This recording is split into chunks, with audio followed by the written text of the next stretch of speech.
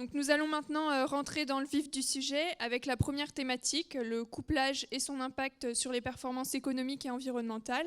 Donc pour ce faire, j'accueille Gilles Martel. Bonjour Gilles.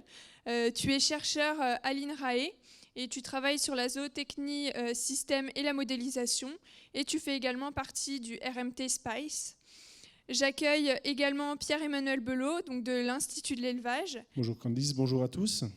Donc Pierre-Emmanuel, toi tu es chef de projet sur la filière bovin-lait. Donc bonjour à tous les deux, merci d'être avec nous aujourd'hui pour parler donc de polyculture élevage et plus précisément de couplage. Donc on a vu dans la vidéo d'introduction, ils ont parlé de complémentarité. Est-ce que vous pouvez nous donner une définition? Qu'est-ce que pour vous la complémentarité?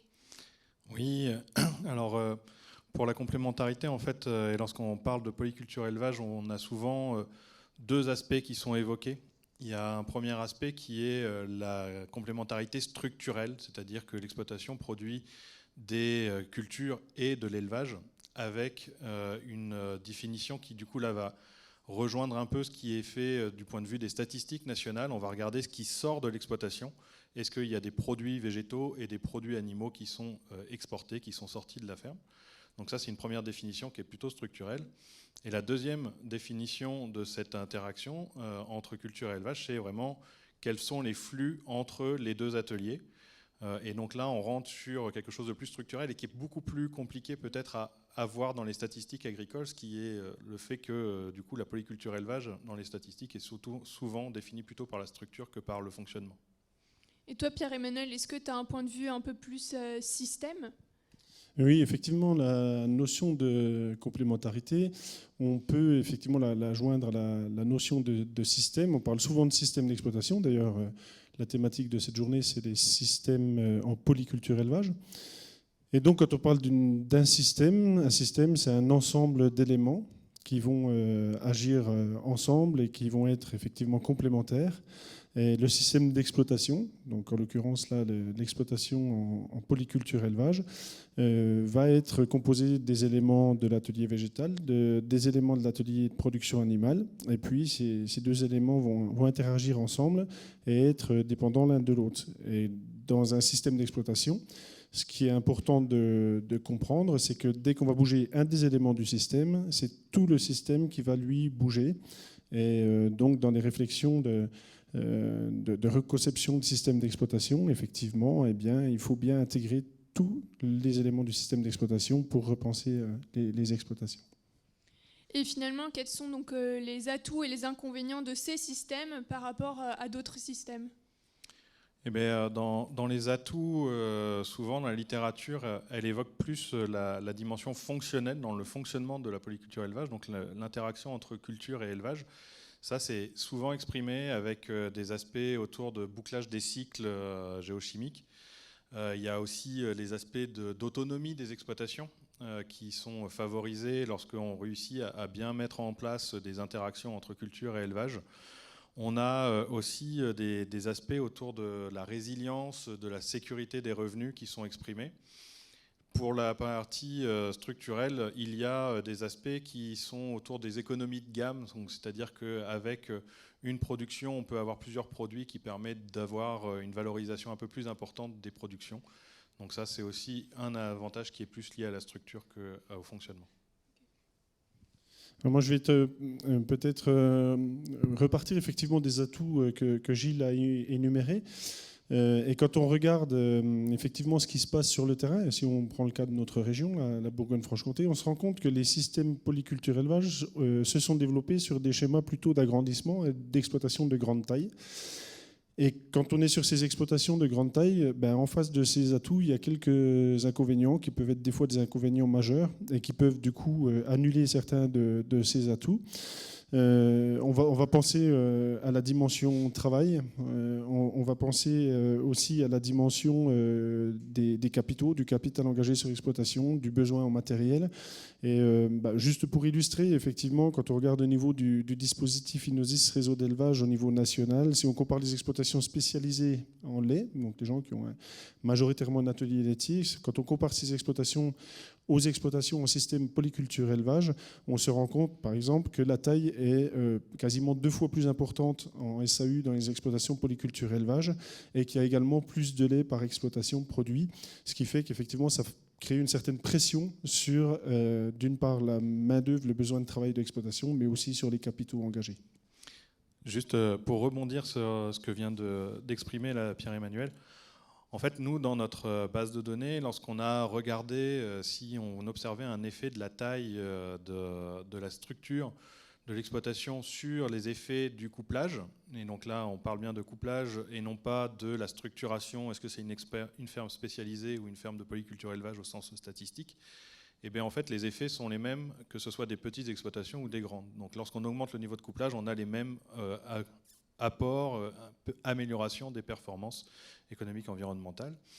Par contre, il est vrai qu'on trouve beaucoup plus souvent des fermes fortement couplées dans les petites structures que dans les grandes exploitations. Là, tu viens d'introduire une nouvelle notion, la notion de couplage. Est-ce que tu peux donner une définition un peu plus précise ? Oui, donc du coup, le couplage, c'est une notion qu'on a développée dans le cadre du projet CASDAR Red Spice pour résilience, efficience et durabilité des systèmes de polyculture élevage.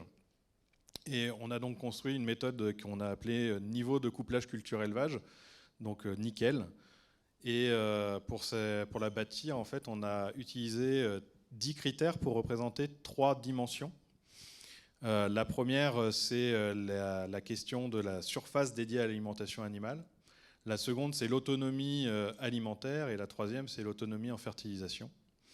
Et donc en utilisant ces 10 critères, ça nous a permis d'identifier parmi les exploitations de ruminants 3 grands types d'exploitations, celles qui sont faiblement couplées, moyennement couplées et fortement couplées. Et lorsqu'on a comparé les performances environnementales et économiques des exploitations selon leur niveau de couplage, ce qui est apparu, c'est que pour l'environnement, les exploitations fortement couplées avaient les meilleures performances environnementales, donc les meilleurs bilans azotés, le moins de consommation de carburant pour les cultures et le plus faible taux de traitement phyto. Donc ça, c'était pour la partie environnement. Et du point de vue économique, là, les performances, en fait, c'était pas sur le court terme qu'il fallait regarder, c'était sur le long terme. Les exploitations les plus couplées avaient un revenu qui était beaucoup plus constant que les exploitations faiblement couplées. Donc, sur des très bonnes années, les exploitations faiblement couplées gagnaient beaucoup plus que les exploitations fortement couplées. Par contre, les moins bonnes années, les exploitations fortement couplées se maintenaient très bien, alors que les exploitations faiblement couplées avaient une forte porte de revenus. D'accord, merci. Est-ce que toi, Pierre-Emmanuel, tu as un exemple plus terrain pour nous illustrer cette notion de couplage ? Alors effectivement, on remarque sur le terrain exactement ce que Gilles vient d'expliquer. On a de belles illustrations de ça sur des exploitations qui ont travaillé sur cette notion de couplage et donc de complémentarité entre les ateliers. Et on voit effectivement sur ces exploitations une résilience assez intéressante. Si on veut prendre un exemple un peu concret au niveau du couplage, on a des exploitations aujourd'hui qui ont des ateliers végétaux sur lesquels ils vont produire des cultures intermédiaires ou des dérobés d'été, des choses comme ça, et qui vont être utilisées par l'atelier animal. Et à ce moment-là, on va retrouver sur ces exploitations, quand on les compare par rapport à des exploitations qui n'ont pas cette opportunité de couplage ou qui n'ont pas fait ce choix-là, on retrouve sur ces exploitations-là une meilleure résilience à un aléa climatique qui peut être une sécheresse d'été qui va faire un manque de fourrage, des choses comme ça. Et puis, dans les exemples de couplage assez intéressants qu'on rencontre sur le terrain, on retrouve quand même pas mal d'exploitations en système polyculture élevage orientées vers l'agroécologie, l'agrobiologie. Et effectivement, ces exploitations qui ont une réflexion qui pousse jusqu'à la bio, à ce moment-là, mettent vraiment en œuvre et illustrent vraiment très bien ces notions de couplage entre les ateliers. Et en fait, ce qu'on s'est aussi rendu compte, nous, dans le CASDAR, c'est que finalement, les conseillers n'étaient pas forcément toujours très bien outillés pour accompagner ces changements-là et pour accompagner les fermes de polyculture élevage, les outils de conseil étant souvent orientés sur une production. Et du coup, on a essayé de décliner l'outil nickel, la méthodologie, en un outil qui soit utilisable pour le conseil. Et donc, on a créé un arbre de classification des exploitations qui, à partir de 7 critères, permet de définir un niveau de couplage pour l'exploitation et de voir comment est-ce qu'il a été obtenu et quels sont les critères qui permettraient de basculer d'un niveau de couplage à un autre. Et donc ça, c'est un outil qu'on a testé avec quelques conseillers agricoles et qu'on a appliqué sur une ferme expérimentale, la ferme expérimentale de Saint-Laurent-de-Laprée, et qui a montré qu'effectivement, on pouvait suivre un peu les évolutions dans les pratiques de ces exploitations et comment est-ce que ça fait varier le niveau de couplage de l'exploitation. D'accord, très bien. Bah, écoutez, merci beaucoup à tous les deux. Donc on va tout de suite prendre les questions de nos internautes. Alors, n'hésitez pas à poser vos questions via l'application WooClap. Les indications sont à côté du lien de connexion. Alors, on va prendre une première question. Donc, vous avez parlé de la complémentarité à l'échelle de l'exploitation. Qu'en est-il à l'échelle du territoire ? Alors, d'un point de vue qualification de ce niveau de couplage, pour le moment, on n'a que travaillé à l'échelle de l'exploitation parce que c'est assez facile d'avoir les données. Dès qu'on passe à l'échelle du territoire, ça serait vraiment très très intéressant, mais pour le moment, on est face à des questions d'accessibilité des données et puis des mesures qui seraient nécessaires pour pouvoir faire ça. Mais c'est une question qui est très intéressante et on s'y penche dessus actuellement. Alors, effectivement, cette notion de territoire, elle est très intéressante. Elle nous parle directement quand on se projette sur la région Bourgogne-Franche-Comté, puisque on a sur cette région-là toute une zone spécialisée dans l'élevage. Si je prends le cas de l'élevage laitier, l'ex-Franche-Comté, les zones AOP de Franche-Comté, sur des systèmes essentiellement herbagés, qui sont aussi demandeurs de céréales, de protéagineux pour compléter les animaux. Et du coup, il y a effectivement aujourd'hui des réflexions qui sont en place et des projets en place pour avoir cette complémentarité territoriale, pour relocaliser la production de protéines à l'échelle de la région Bourgogne-Franche-Comté, pour avoir cette complémentation animale-végétale. Du coup, donc, on a une question qui vient d'apparaître. Vos exemples sont essentiellement portés sur des bovins. Qu'en est-il de la place des monogastriques dans les systèmes PCE ? C'est une très bonne question. On a effectivement régulièrement la question. Ils sont super importants, les autres systèmes, parce que eux aussi, notamment si on pense les volailles ou les porcins, consomment pas mal de cultures. Donc c'est des systèmes qui sont vraiment très fortement liés à de la polyculture élevage. Par contre, ils ne disposent pas de bases de données aussi fouillées que celle qu'a pu mettre en place l'IDEL et les chambres d'agriculture avec la base INOSIS. Donc, ce qui complexifie l'analyse à grande échelle de ces systèmes-là. Mais il ne faut absolument pas les oublier. Oui, tout à fait. Enfin, je rejoins complètement ce qu'a dit Gilles. Mais on imagine tout à fait qu'un atelier monogastrique va être, comme on l'a dit tout à l'heure, également producteur d'effluents, de matières organiques, et peut être, comme l'a dit Gilles, également consommateur de céréales, de protéagineux. Donc il n'y a aucune objection à imaginer la polyculture élevage à partir de monogastriques. Mais effectivement, on n'a pas beaucoup de recul pour l'instant sur ces systèmes-là. J'ai une autre question qui vient d'arriver. Pour vous, c'est quoi un couplage optimal ? Alors, merci pour cette question. En fait, c'est pas facile. Enfin, on peut pas le donner comme ça. C'est pas une réponse qui va être très facile à donner. Pourquoi ? Parce que en fait, le couplage le plus fort possible, si on pousse le cas à l'extrême, ça fait une exploitation qui n'a plus aucun achat à l'extérieur et qui ne vend plus rien qu'en dehors des produits animaux, puisque du coup, les cultures qui seraient vendues en dehors de ça sont des cultures qui ne sont pas utilisées pour les exploitations animales et donc du coup ne contribuent plus au couplage. Mais c'est justement, il ne faut pas arriver à cet extrême-là. Réussir à doser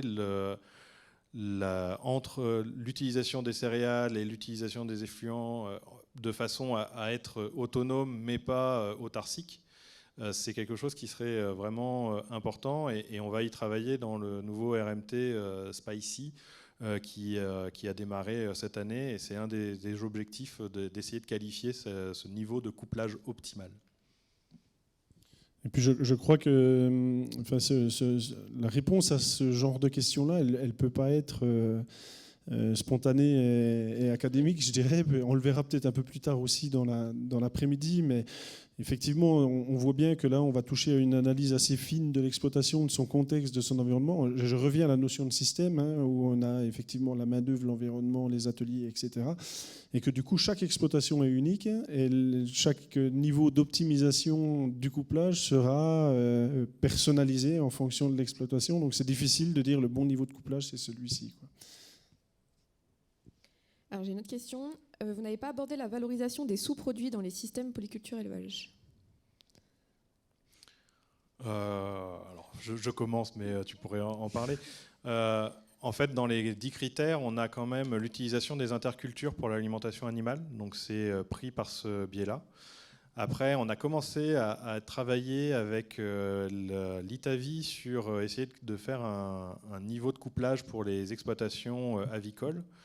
Et là, on essaye de prendre en compte d'autres types de produits que les produits de type production primaire. Donc on peut aussi essayer de prendre les sous-produits des industries agroalimentaires. Mais on est sur le début. C'est vrai qu'en bovin, on n'en a pas tant que ça. Mais voilà. On a, enfin, dans la région directement, pas énormément, à ma connaissance. Si on monte un petit peu plus sur le nord-nord-est de l'Hexagone, on va retrouver effectivement les systèmes betteraviers avec l'utilisation des pulpes surpressées, qui est assez emblématique de la valorisation des coproduits dans les systèmes polyculture élevage dans ces zones-là. Mais effectivement, là aussi, je pense que c'est... on parlait tout à l'heure de polyculture élevage à l'échelle territoriale, et là, on va certainement trouver aussi beaucoup de sens à prendre ce focus d'échelle territoriale pour valoriser justement les coproduits, les sous-produits de l'industrie agroalimentaire dans les élevages. Alors j'ai une autre question qui vient d'arriver. Dans quelle mesure le couplage conduit à une plus forte rentabilité ? Alors, la rentabilité, en fait, il y a plusieurs composantes. Je ne vais pas vous apprendre ça. Enfin, il y en a qui en parleront mieux cet après-midi. Il y a toute une session dédiée aux aspects économiques, donc on y reviendra. Mais dans les rentabilités, il y a effectivement le profit que l'on a et la vente que l'on a, mais il y a aussi tout ce qui est charge. Et en fait, les exploitations les plus couplées sont celles qui ont généralement le moins de charges opérationnelles dans l'exploitation. Donc c'est aussi une façon finalement d'augmenter le produit, de diminuer les charges et d'être un peu plus autonome. Oui, tout à fait. Sur cette question-là, c'est souvent une question qui vient assez rapidement de la part des éleveurs, parce qu'ils se disent, si effectivement j'augmente le couplage, est-ce que du coup, on prenait tout à l'heure l'exemple, je vais vendre moins de céréales par exemple, donc je vais voir mon chiffre d'affaires céréales qui va peut-être baisser. Et c'est vraiment ce rapport produit-charge qui est important à prendre en compte. Et effectivement, comme disait Gilles, c'est souvent avant tout déjà une diminution de charge. Et en fait, on peut dire que le premier produit qu'on a, c'est la charge qu'on n'a pas, quoi. Donc effectivement, le fait d'économiser des charges est en général très efficace sur la rentabilité de l'exploitation. Merci beaucoup. Alors s'il reste encore peut-être une dernière question. Alors, donc j'en ai deux. Il va falloir faire un choix. Les politiques agricoles PAC et autres sont-elles favorables aux exploitations polyculture élevage ? Alors, ma réponse, là, je vais être un peu sec. Je pense que derrière, il y en a d'autres qui vont y répondre mieux. Mais vu que actuellement, en fait, dans les statistiques agricoles, il n'y a pas de façon de qualifier le niveau de couplage d'une exploitation et donc le fonctionnement réel de l'exploitation de polyculture élevage, qu'on reste sur une définition structurelle. Du coup, c'est compliqué de dire que la PAC va pouvoir favoriser les exploitations qui ont les meilleurs couplages, puisque ce n'est pas qualifié et qu'on n'a pas vraiment l'information là-dessus. Donc voilà, après, il y a quand même des mécanismes qui vont être un peu plus favorisants. Les primes à l'herbe vont faire que ça va privilégier forcément une plus forte part d'herbe dans la SAU, et cette herbe va être utilisée pour nourrir les animaux, et donc du coup ça favorise un peu le couplage entre les surfaces et les animaux. Mais voilà, je n'irai pas plus loin, je laisserai les spécialistes en parler tout à l'heure. Est-ce qu'on peut poser une dernière question? Une petite. Est-ce que la crise sanitaire a impacté la polyculture élevage? Je veux bien essayer de répondre avec beaucoup de modestie, parce que je pense qu'aujourd'hui, on n'est pas tout à fait en mesure de répondre de façon définitive à cette question. Premièrement, parce que la crise sanitaire n'est pas terminée. Et puis deuxièmement, parce que les effets de cette crise, je pense qu'on va les voir encore pendant pas mal d'années et qu'on a du mal à les mesurer aujourd'hui. En tout cas, aujourd'hui, sur les exploitations, alors polyculture, élevage, on n'a pas remarqué effectivement d'effets négatifs, en tout cas, de la crise sanitaire. Peut-être des effets plutôt positifs avec une relocalisation de la consommation et de la production. Mais voilà, je n'irai pas beaucoup plus loin.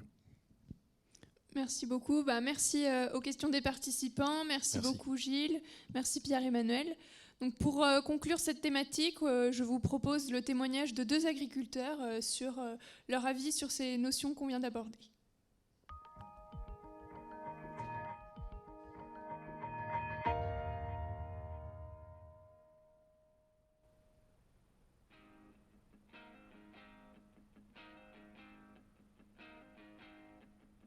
Pour moi, on ne peut pas dissocier l'élevage de la céréale. L'intérêt d'avoir les deux, c'est qu'on est autonome sur l'exploitation du coup, que ce soit en paille et en fourrage. Je suis bien basé sur la vie du sol, tout ce qui est agronomie, tout ça. Donc je trouve que la grosse complémentarité, c'est ça entre les deux, c'est de pouvoir faire des rotations et de pouvoir apporter de la matière organique. Ça permet de faire pâturer des couverts aux vaches. Et d'un autre côté, elles apportent leur effluent, leur excrément, et ça dynamise le sol, quoi. On trouve que ça a un impact sur les cultures qui suivent, que les sols fonctionnent mieux, quoi. Pour moi, l'élevage est indispensable sur une ferme. Ça me paraît une évidence.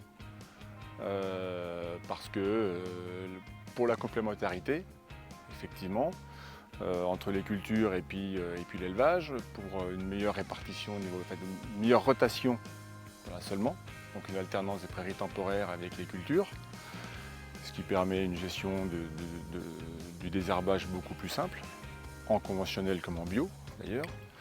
Et pour moi, la polyculture élevage, si à l'instant T, effectivement, on ne peut pas affirmer qu'on gagne plus, pour moi, sur le long terme, il n'y a pas débat, quoi. Je pense que les intérêts sont sur l'aspect écologique, sur l'aspect environnemental, sur l'aspect autonomie, sur l'aspect équilibre. Pour tout vous dire, je n'envisage pas une ferme autrement qu'en polyculture élevage, quoi.